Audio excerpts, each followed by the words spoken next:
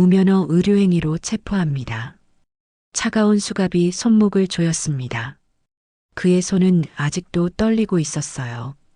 지하철 2호선 한 남자가 쓰러진 노인을 살렸지만 범죄자 취급을 받았죠. 누군가는 이미 그 장면을 편집하고 있었습니다. 전국으로 퍼지는 건 순식간이었어요. 하지만 이건 시작에 불과했습니다. 그 노인은 대한민국 3대 제약회사 회장이었고 50년 동안 단 한 사람을 찾고 있었습니다. 한 번의 선택이 모든 걸 바꿔놓게 됩니다. 그 진실을 지금부터 확인해 보겠습니다. 매일 새로운 이야기를 구독하시면 놓치지 않으실 겁니다. 그럼 3분 전으로 돌아가겠습니다. 그날 아침 최연우는 원룸에서 눈을 떴습니다. 벽 달력에는 빨간 동그라미.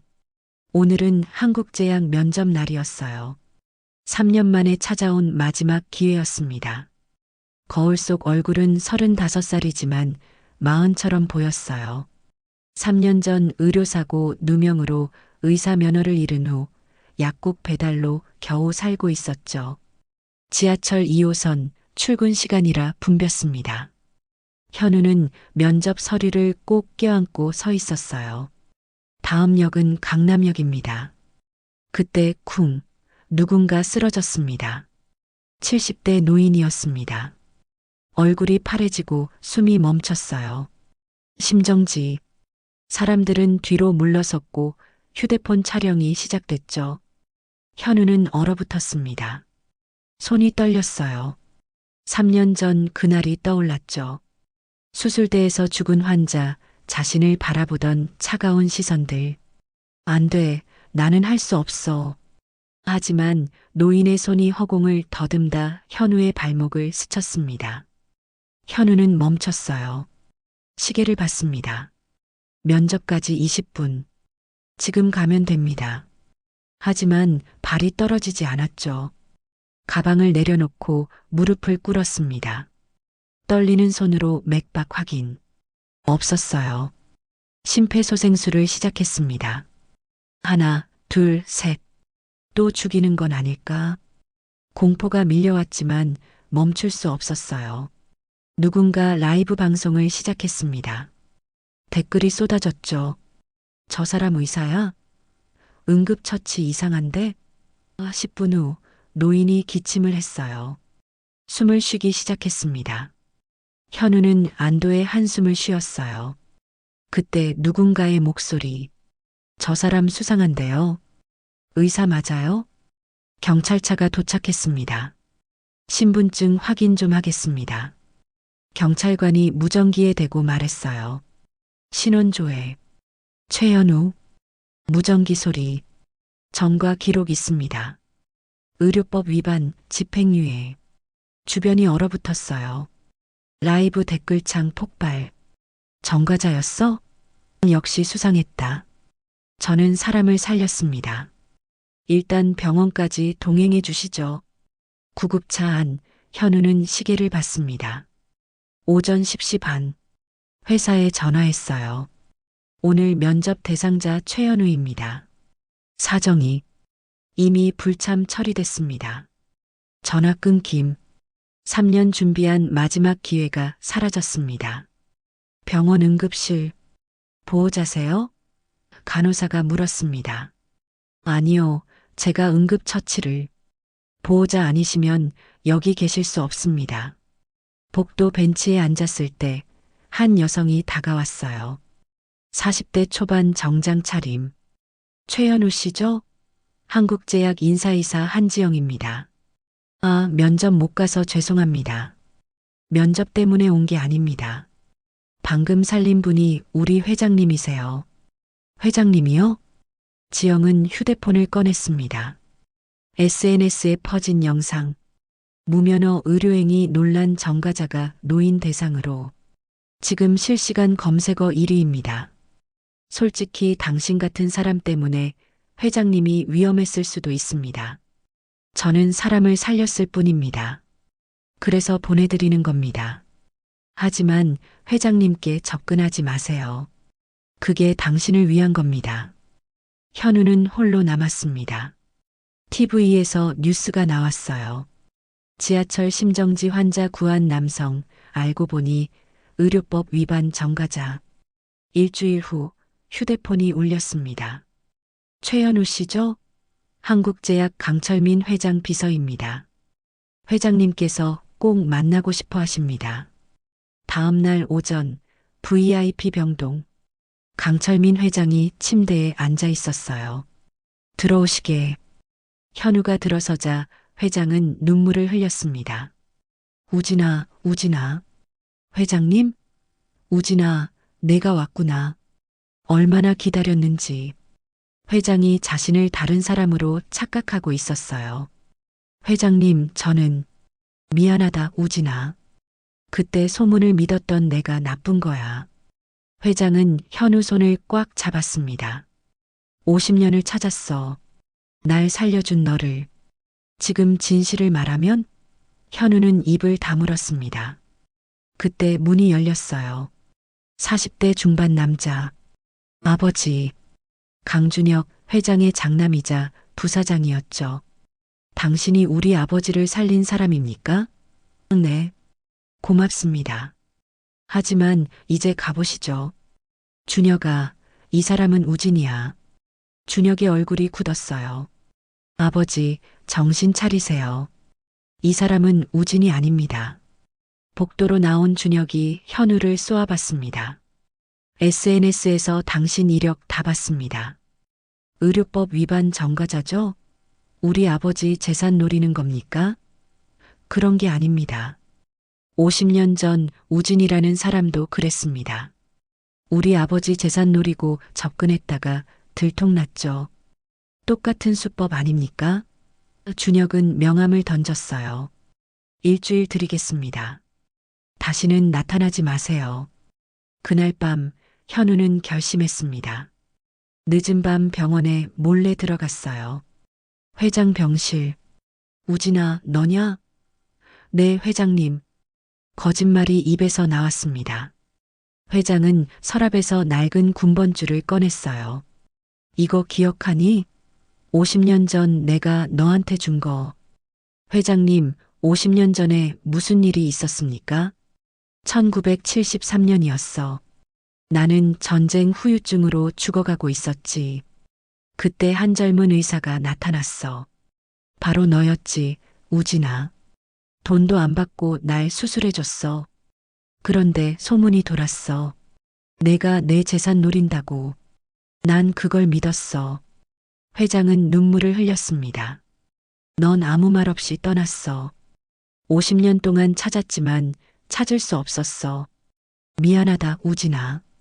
괜찮습니다, 회장님. 거짓말이 계속됐어요. 회장은 군번줄을 현우 손에 쥐어줬습니다. 50년 동안 간직한 거야. 이젠 내 거야. 밖에서 누군가 촬영하고 있었습니다. 검은 승용차 안사설 탐정. 조수석 준혁이 차갑게 말했어요. 계속 미행해. 저자가 뭘 하는지 전부 보고해. 다음 날 현우는 카페에 앉아 있었습니다. 커피를 마시는데 갑자기 비명이 들렸어요. 한 아이가 의자에서 쓰러졌습니다. 경련을 일으키고 있었죠. 누구 의사 없나요? 엄마가 소리쳤습니다. 현우는 벌떡 일어섰어요. 하지만 한 걸음 다가가다 멈췄습니다. 손이 떨렸어요. 3년 전 그날이 선명하게 떠올랐습니다. 수술대, 평평해지는 심전도, 환자 사망 선언. 현우는 뒤로 물러섰어요. 다른 손님이 119에 전화했고 구급차가 왔습니다. 카페를 나오는데 누군가 현우를 불렀어요. 강민서 회장의 손녀였습니다. 아저씨죠? 왜 안 도왔어요? 나는 대답할 수 없었습니다. 할아버지가 매일 밤 아저씨 찾으세요. 우진 아저씨라고. 민서는 노트를 꺼냈습니다. 제가 할아버지 방에서 찾았어요. 노트에는 50년 기록이 빼곡했습니다. 우진 찾기 마이너스 1973년부터 2023년까지 회장이 은인을 찾으려 했던 모든 노력. 일주일 후 법원에서 서류가 왔습니다. 강철민 회장 반경 100m 접근 금지 가처분. 위반 시 형사처벌. 준혁이 신청한 거였어요. 그날 저녁 휴대폰이 울렸습니다. 최현우 씨죠? 동방제약 홍보팀입니다. 인터뷰하시죠. 거절하겠습니다. 뭔가 이상했어요. 검색해보니 동방제약은 한국제약 최대 경쟁사였죠. 다음 날 포털 메인에 기사가 떴습니다. 한국제약 회장 구한 영웅. 알고 보니 의료사고 전과자 현우의 과거가 낱낱이 공개됐어요. 댓글 폭발. 역시 뭔가 있더라. 회장님 재산 노리는 거 아니야? 한국제약 긴급 이사회. 여론이 악화되고 있습니다. 주가 2% 하락. 준혁이 보고했어요. 동방제약이 배우입니다. 지영이 조심스럽게 말했습니다. 하지만 CCTV를 보면 최현우 씨는 정말 회장님을 살렸습니다. 의료사고도 증거를 보니 증거가 뭐가 중요합니까? 준혁이 말을 끊었어요. 회의 후 지영은 3년 전 기록을 파고들었습니다. 환자 사망 원인은 병원 의료기기 오작동. 현우 실수가 아니었어요. 병원이 책임을 떠넘긴 거였죠. 이 사람은 억울한 거였어. 그때 남편 준혁이 전화했습니다. 여보, 뉴스 봐. 동방제약 배석훈 회장 기자회견한대. TV를 켰습니다. 배석훈이 단상에 섰어요. 한국제약 강철민 회장이 위험합니다. 정체불명 남성이 접근하고 있습니다. 최현우 씨를 말하는 겁니까? 정확합니다. 의료법 위반 전과자가 대한민국 제약업계 거목계 접근하고 있습니다. 화면에 사진이 떴어요. 현우가 병원에 몰래 들어가는 모습, 밤에 침입한 증거도 있습니다. 이 사람이 회장님 건강정보나 기업 기밀을 노린다고 판단합니다. 여론은 돌아섰습니다. SNS 폭발. 산업 스파이 기업 사냥꾼 전과자가 회장 노린다.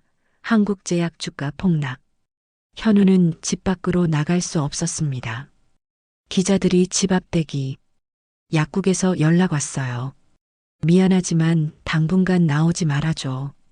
며칠 후 지영은 혼자 사무실에 남았습니다. 3년 전 자료를 다시 봤어요. 의료기기 오작동 보고서, 병원 내부 문서, 현우가 제출했던 항변서. 모두 현우가 무고했다는 증거였죠. 이 사람을 내가 괴롭힌 거야. 지영은 눈물을 흘렸습니다. 10년 전 아버지가 친구 보증을 잘못 써서 전과자가 됐어요. 사람들 편견 속에서 아버지는 스스로 목숨을 끊었죠. 그 이후 지영은 전과자를 극도로 혐오했습니다. 현우 씨도 우리 아버지 같은 사람이었어. 억울한 사람. 지영은 결심했습니다. 준혁에게 전화했어요. 여보, 현우 씨 무고해. 증거 다 찾았어. 그게 중요한 게 아니야. 준혁이 말했습니다. 아버지가 위험해. 긴급 수술이 필요한데. 수술? 희귀 심장 수술. 대동맥 판막 치환술인데 아버지 혈관 구조가 특이해서 아무도 못해. 해외 전문의는 2주 걸려. 아버지는 일주일밖에 못 버텨. 침묵이 흘렀어요.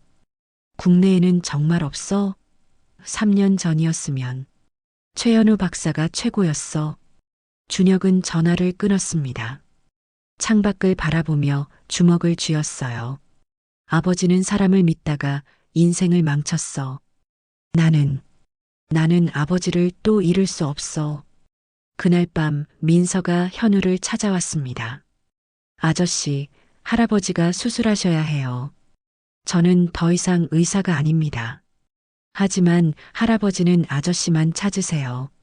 수술 전에 우진 아저씨 보고 싶다고.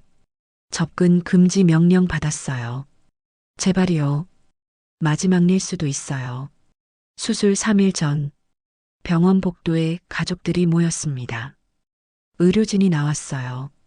회장님 상태가 악화됐습니다. 수술을 앞당겨야 합니다. 해외 전문의는요? 준혁이 물었습니다. 아직 도착 안 했습니다. 최소 3일 더 걸립니다. 회장님은 오늘 밤이 고비입니다. 그날 밤 현우는 병원 앞에 섰습니다. 들어갈 수 없다는 걸 알았어요. 하지만 발이 떨어지지 않았죠. 민서가 전화했습니다. 할아버지가 계속 찾으세요. 우진이 어디 있냐고. 현우는 로비로 들어섰습니다. 엘리베이터 앞 경비가 가로막았어요. 출입 금지 대상자십니다. 단 5분만요. 안 됩니다. 들여보내주세요. 뒤에서 지영이 나타났습니다. 이사님, 제 책임입니다. VIP 병동 복도. 현우가 나타나자 준혁이 가로막았어요. 당신 왜 왔습니까? 회장님을 뵙고 싶습니다. 접근 금지 명령 위반입니다. 그때 수술실 문이 열렸습니다.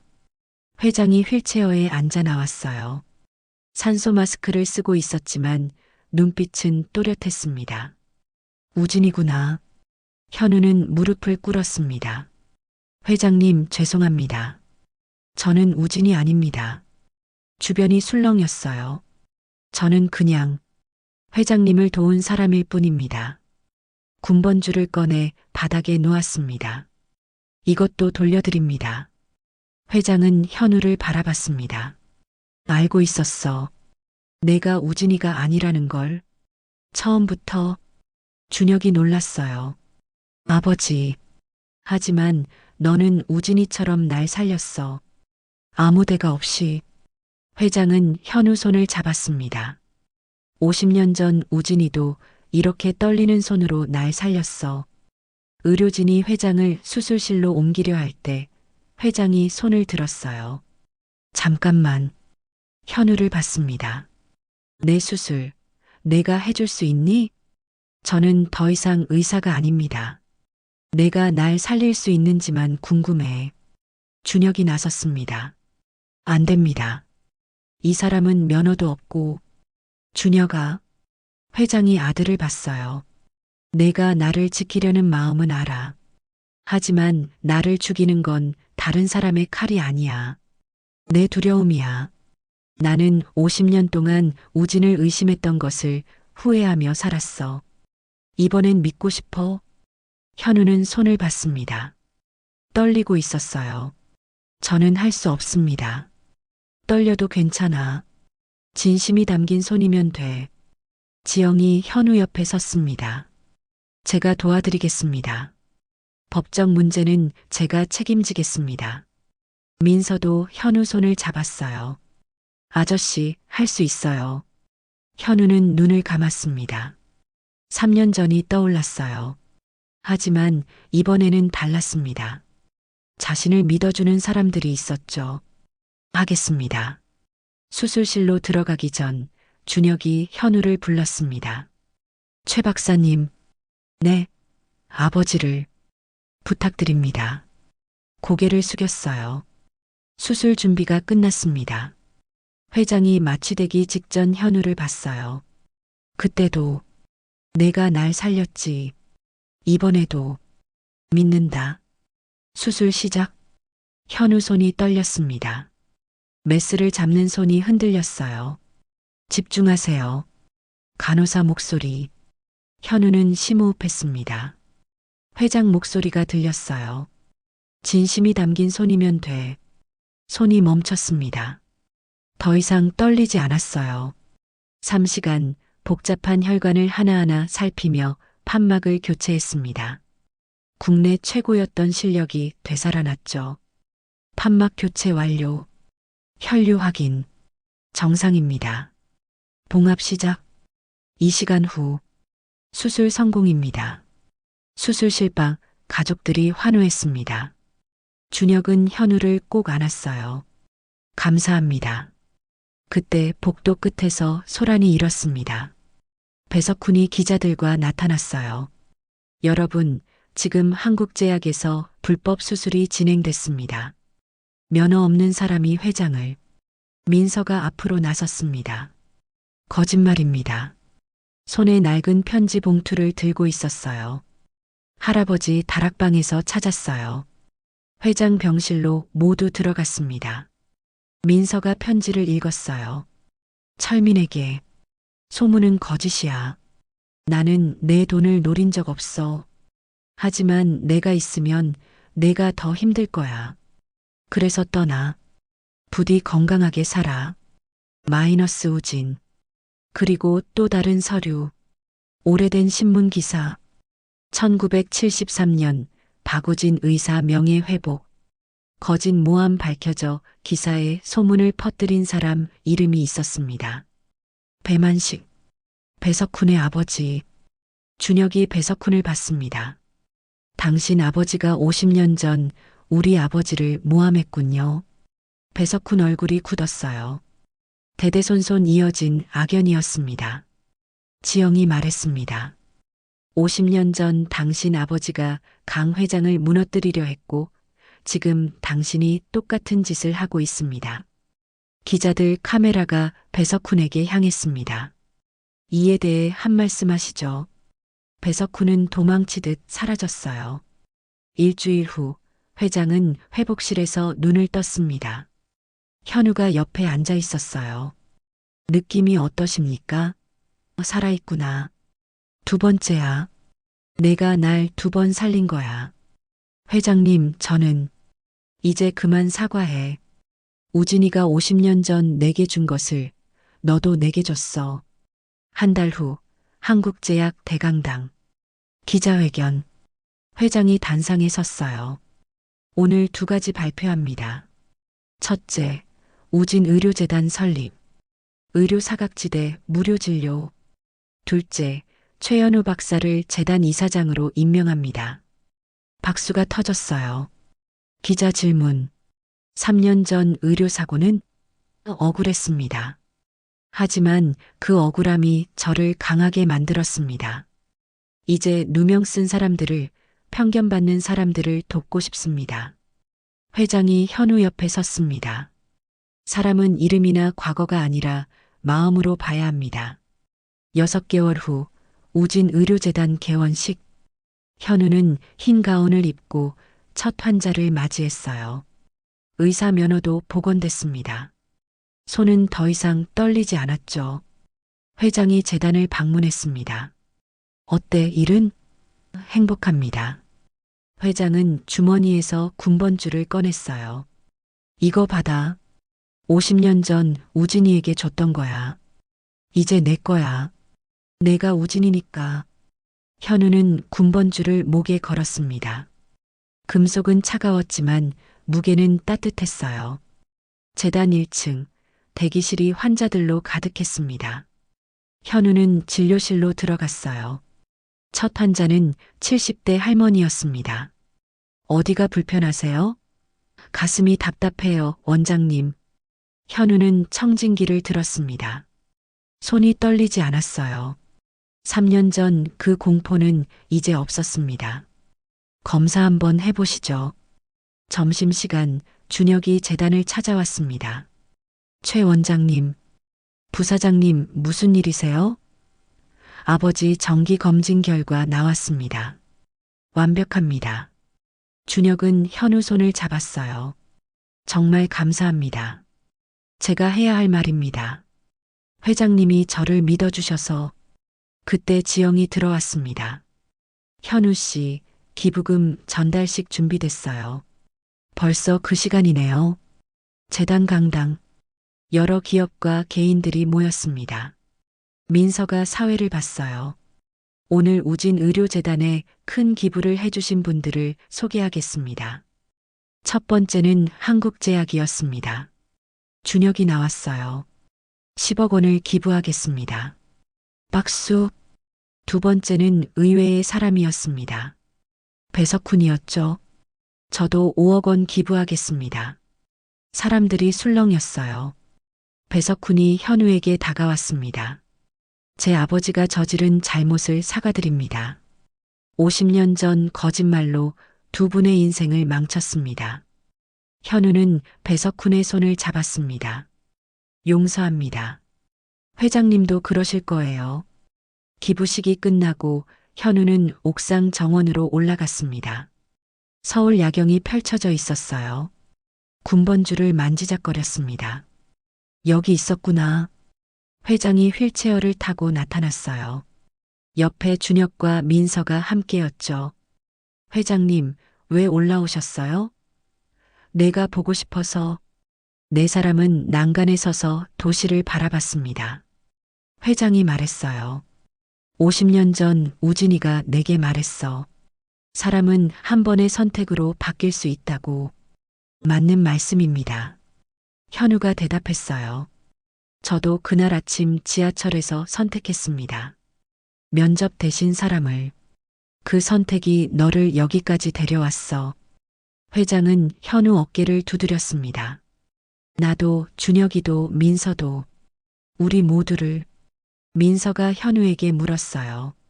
아저씨, 후회 안 해요? 그날 면접 갔으면 지금 편하게 살 수도 있었잖아요. 현우는 고개를 저었습니다. 전혀요. 그날 선택이 제 인생 최고의 결정이었어요. 준혁이 웃으며 말했습니다. 우리 회사도요. 최고의 결정이었습니다. 밤하늘에 별이 빛났습니다. 그날 아침 떨리는 손으로 한 선택. 그 선택이 모든 것을 바꿔놓았습니다. 때로는 가장 어두운 순간의 한 선택이 당신의 인생을 완전히 뒤바꿀 수 있습니다. 그리고 그 선택은 언제나 사람을 향해야 합니다.